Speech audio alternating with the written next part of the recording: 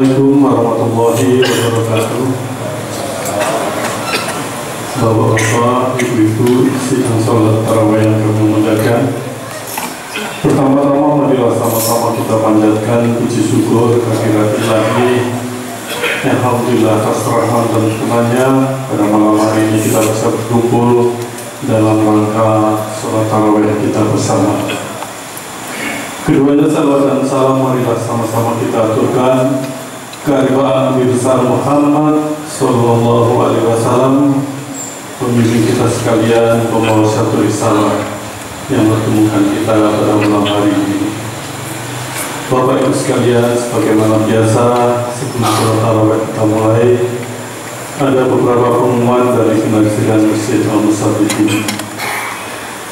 Yang pertama, penceramah kita pada malam hari ini akan diisi oleh Dr. Andes Haji Sultan Safir Kalimunte. Alhamdulillah beliau telah ada di tengah kita. Sedang imam tarawih adalah Ustaz Haji Muhammad Ridwan. Penceramah subuh besok pagi insyaallah akan diisi oleh Dr. Andes Haji Abdurrahman Samsudin. Sementara mengenai infak Ramadan, infak tarawih pada hari kemarin sejumlah 3.889.000, infak sholat subuh 1.421.000, sehingga total infak tarawih dan subuh sampai dengan saat ini alhamdulillah terkumpul sejumlah 153.357.000. Pengumuman yang lain Bapak Ibu sekalian, untuk pembayaran zakat fitrah, mal dan fidyah akan kami tutup 3 hari menjelang Lebaran. Untuk itu pada Bapak Ibu yang belum, dipersilakan menghubungi Pengadilan Masjid Al-Musabiqin. Mulai hari semalam alhamdulillah kita sudah melaksanakan i'tikaf di malam hari. Untuk ini panitia menyediakan makan sahur kita sejumlah kurang lebih nasi kotak 125. Kepada Bapak Ibu yang ingin i'tikaf dipersilakan. Mengenai tabligh akbar, insyaallah nanti pada Sabtu 3 Agustus ba'da sholat asar akan diisi oleh Ustadz Wijayanto dari Jakarta. Jadi kami ulang, ini menjelang maghrib pada Sabtu 3 Agustus. Bapak Ibu sekalian, puasa kira-kira tinggal 8 hari. Marilah kita sama-sama bergiat mencari bekal buat negeri akhirat yang kekal. Kepada Ustaz, silakan. Assalamualaikum warahmatullahi wabarakatuh.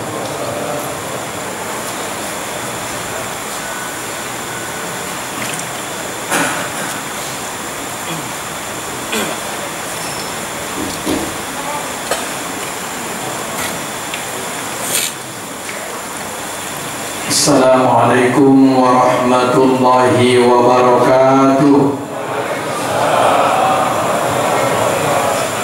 Alhamdulillahi rabbil alamin. Wassalatu wassalamu ala asyrafil anbiya'i wal mursalin wa ala alihi wa sahbihi ajma'in. Amma ba'du. Qala Allah subhanahu wa ta'ala, a'udzu billahi minasy syaithanir rajim.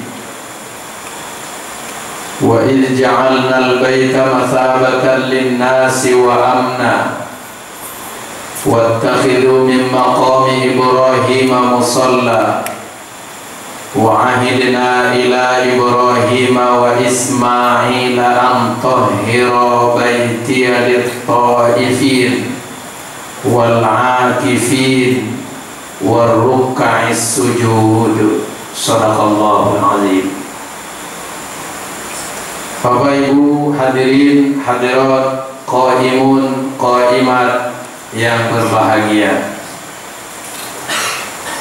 patut kita bersyukur berbahagia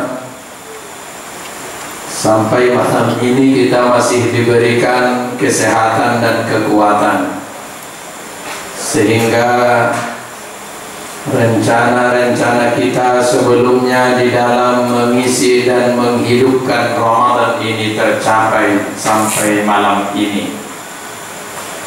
Banyak sudah saudara kita yang telah dipanggil Allah sebelum ini. Banyak juga yang masih hidup tapi sudah sakit dan tidak berdaya sehingga tidak berbuat apa-apa lagi.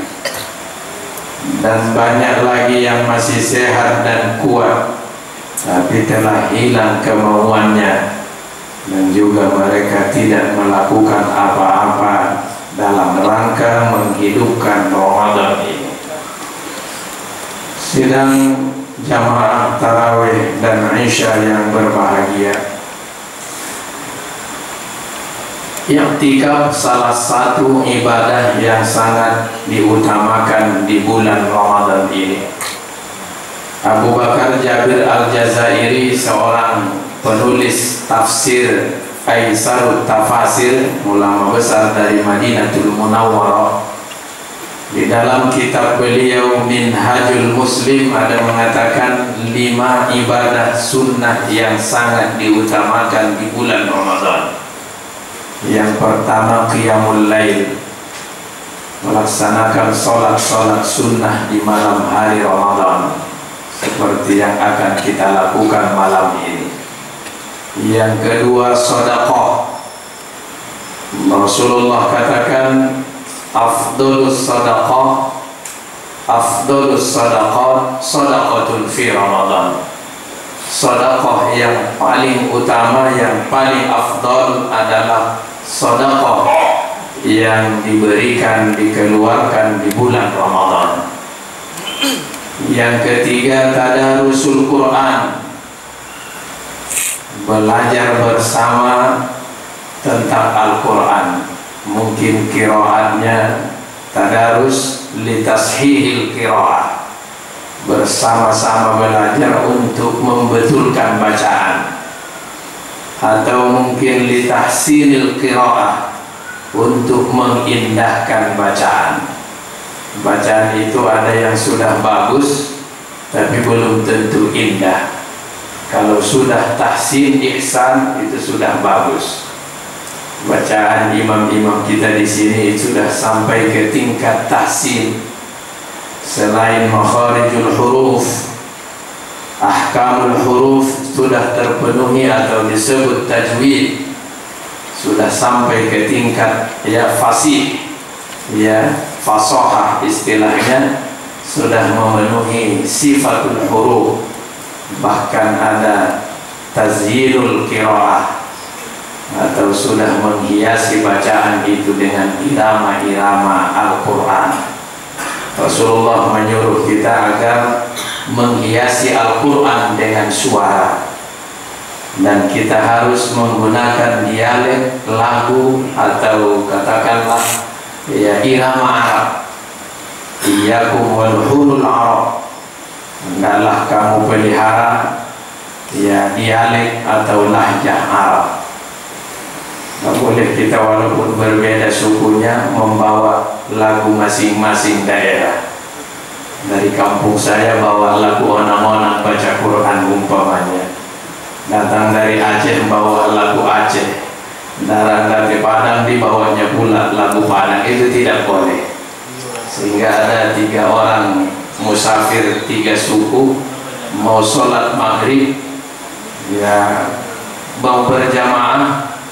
Lalu imam dari kampung saya, marga dari Munte kebetulan seperti saya, baru bertakbir sudah ditegur kawannya. Aturan Allahu Akbar dibuatnya Allahu Akbar. Tidak jadi begitu jadi imam. Kalau begitu saya, kata yang Jawa, ketika baca Fatihah masih lumayan, tapi ketika baca surah kena juga dialek Jawanya.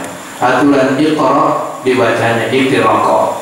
Jadi sepertinya dia menyebut Iqraqo, padahal sebetulnya bukan itu tujuannya, tapi karena kurang pas sebutannya kedengaran Iqraqo, padahal Iqraqo katanya. Lalu datang yang dari Padang Pariaman, kalau begitu amboi saja katanya.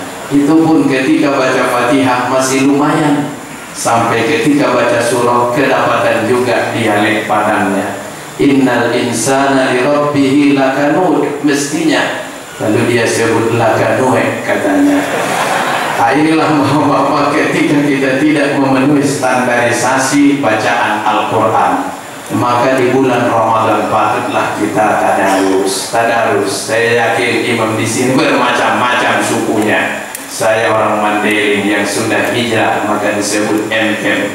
Sultan Syahrir MM Mandailing merantau. Saya tidak tahu juga imam kita ini dari mana. Ya mungkin dugaan saya tidak dari Setiabudi ini. Begitu juga Ustaz Abdul Rahman, ini juga dari Aceh, tapi tidak berbeda dialeknya karena kita sudah tadarus sebelumnya. Bapak Ibu, yang keempat adalah i'tikaf, terutama di ujung-ujung Ramadan. I'tikaf ini tidak hanya amalan kita umat Nabi Muhammad.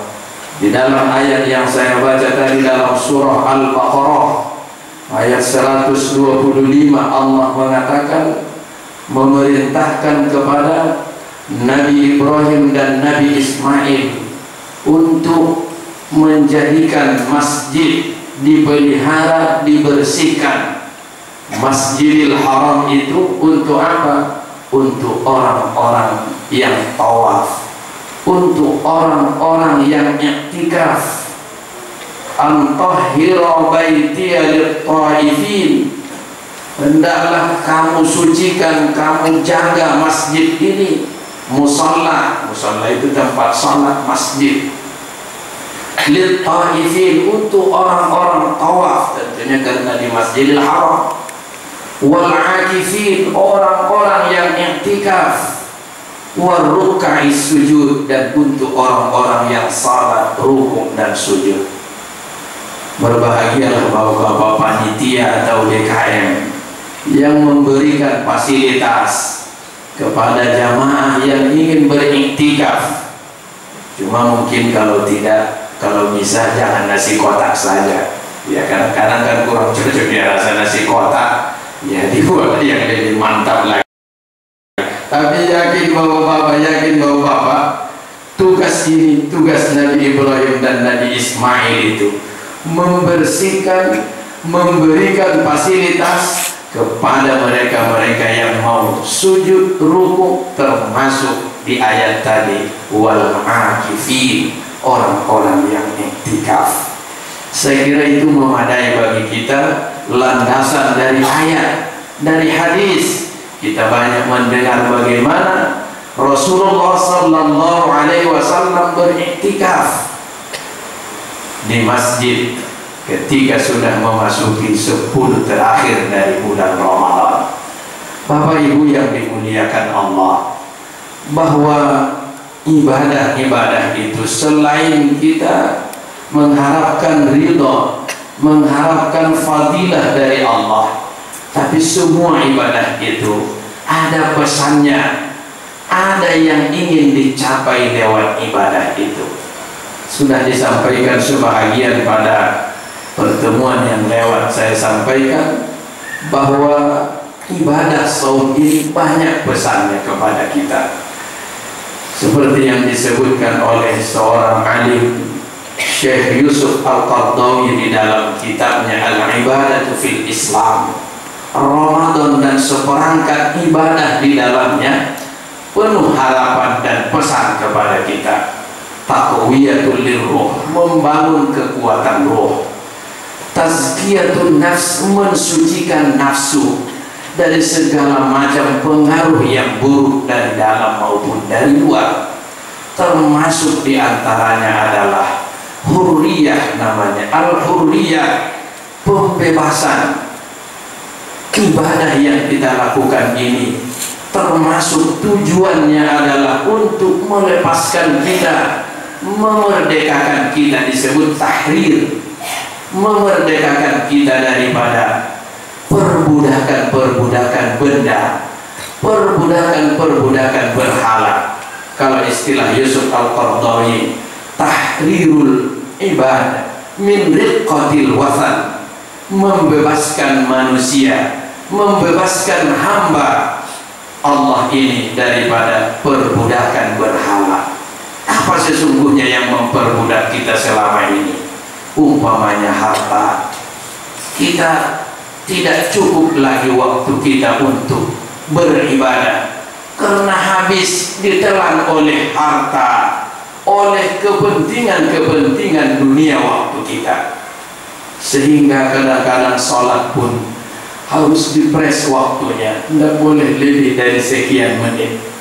Di mimbar-mimbar, di beliung-beliung sekarang sudah banyak ditulis supaya jangan lebih khutbah itu dari 15 menit, itu sudah banyak. Sebahagian ada dibuat jam, jangan lebih 10 menit. Nanti ada bunyi menunjukkan khutbah selesai. Di sini alhamdulillah belum ada. Kalau bisa jangan ada itu, Pak. Karena terlalu sempit waktu kita untuk kepentingan akhirat kita. Ibadah inilah sebetulnya yang kita bawa kepada Allah. I'tikaf yang kita lakukan ini membuat kita lepaslah dulu daripada keterikatan kita dengan yang lain. Karena akhirnya nanti bagaimanapun hebatnya prestasi kita di dunia ini, semua akan kita tinggalkan nanti itu. Pasti kita i'tikaf di kubur. Kalau sudah i'tikaf di kubur, tidak ada boleh kita bawa apapun. Tidak boleh kita membawa mobil Innova kita itu. Jangankan ke kubur, dari rumah saja ke kubur itu harus naik Boeing 221. Itulah kerendah namanya. Tidak boleh anak lagi, tidak dibolehkan anak lagi naik Fortunernya, itu kan kasihan kali itu. Baju kita yang sedemikian banyak itu, berapa lemari, mau berapa helai pun sebetulnya bisa kita beli. Giliran sudah mati harus memakai kain yang kasar itu. Lengkap semua sama jasnya, hanya 550.000 dari Al-Mubarak. Itulah yang boleh dibawa. Selebihnya yang ratusan juta kita punya itu tidak boleh tinggal. Harta itu ketika kita mati, dia panggil kita, ya fulan, khudh anni kafanaka. Sekarang ambillah kafanmu dari aku. Selebihnya tidak boleh lagi rupanya dibawa. Oleh karena itu kita biasakan tinggalkan dia, karena akhirnya nanti kita akan meninggalkan dia selamanya. Yang kita panggil ketika kita sudah mati, tahu kita Bapak, siapa yang kita panggil, apa yang kita panggil? Bukan eselon kita itu, Pak, bukan kursi kebesaran kita di legislatif atau di kantor-kantor kita, bukan itu yang kita panggil. Ternyata anak-anak kita yang saleh. Waladil habib, wahai anakku yang saleh, yang ku cintai. In qata amali bimauti, sekarang sudah mati aku dan semua aktivitasku berhenti. Wa anta amali, dan kaulah harapanku. Oleh karena itu ud'uni, doakanlah aku. Wastaghfirli, mohon ampun kepada Allah dosa-dosaku. Sambung lidahku kepada Allah.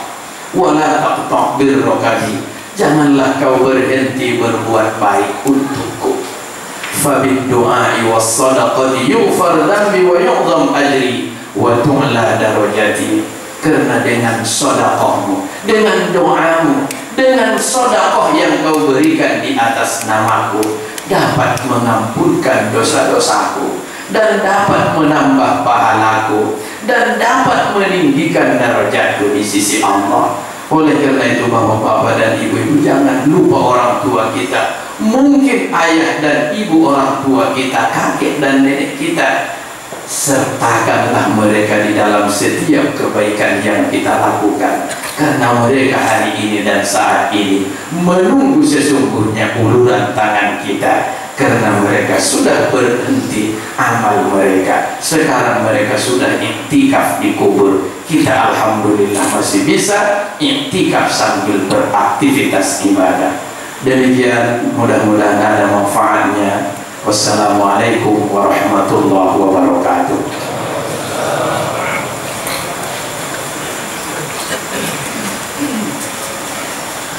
Subhanal Malik